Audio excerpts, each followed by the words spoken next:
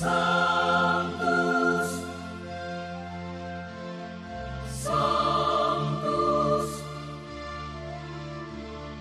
Sanctus Dominus Deus Sabaoth.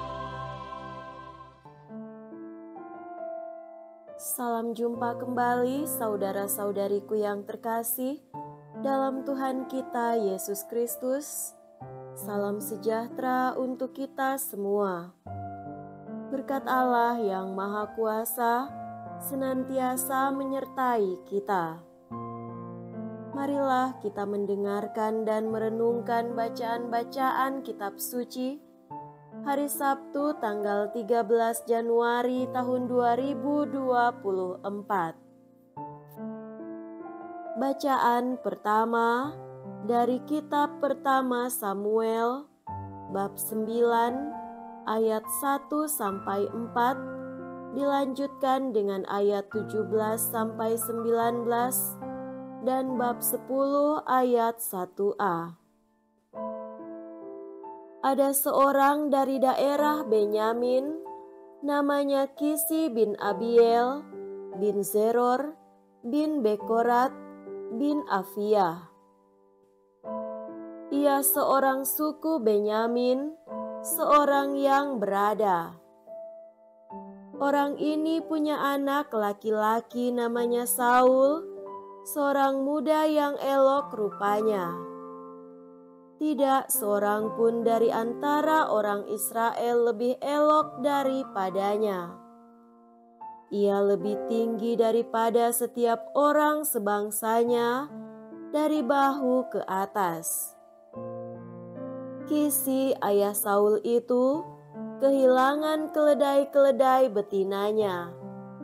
Sebab itu berkatalah Kisi kepada Saul anaknya, "Ambillah salah seorang bujang, bersiaplah dan pergilah mencari keledai-keledai itu." Lalu mereka menjelajah pegunungan Efraim.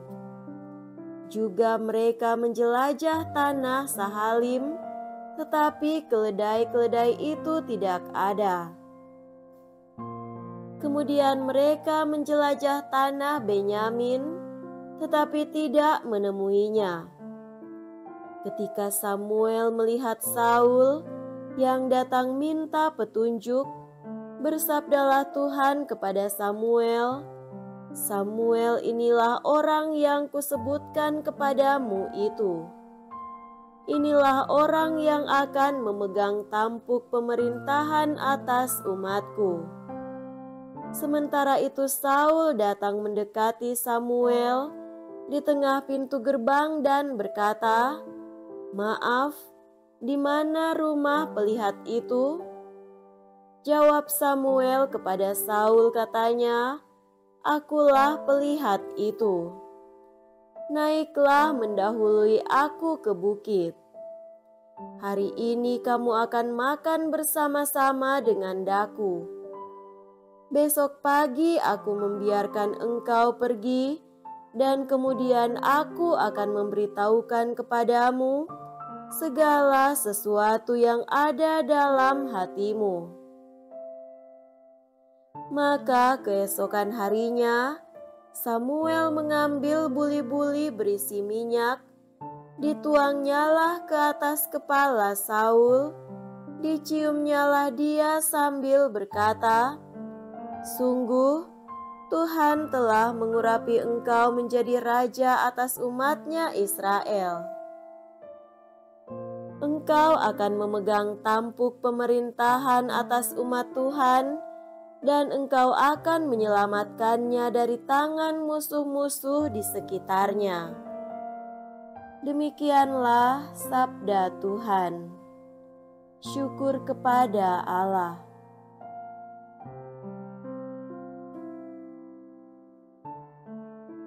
Semoga Tuhan beserta kita sekarang dan selama-lamanya. Inilah Injil suci menurut Markus. Dimuliakanlah Tuhan.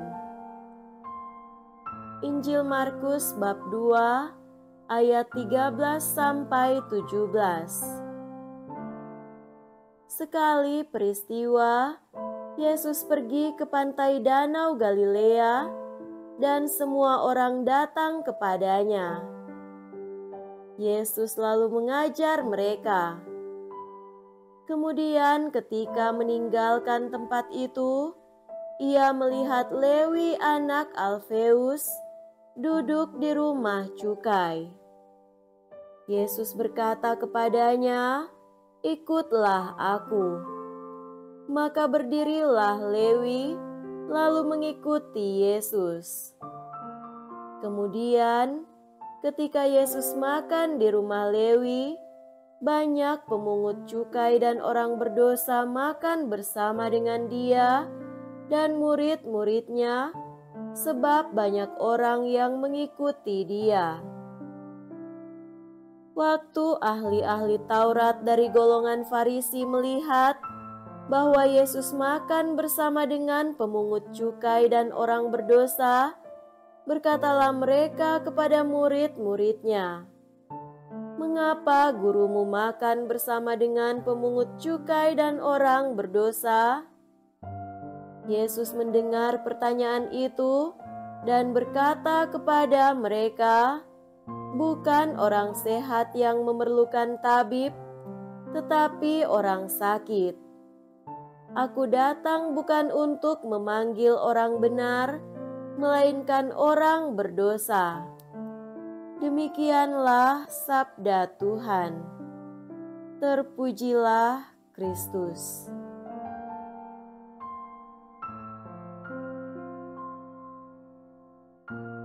Saudara-saudariku yang terkasih dalam Tuhan kita Yesus Kristus, tema renungan kita pada hari ini adalah menghadirkan kebaikan Allah dalam hidup. Ada seorang pastor paroki mengunjungi suatu keluarga tanpa memberitahukannya terlebih dulu.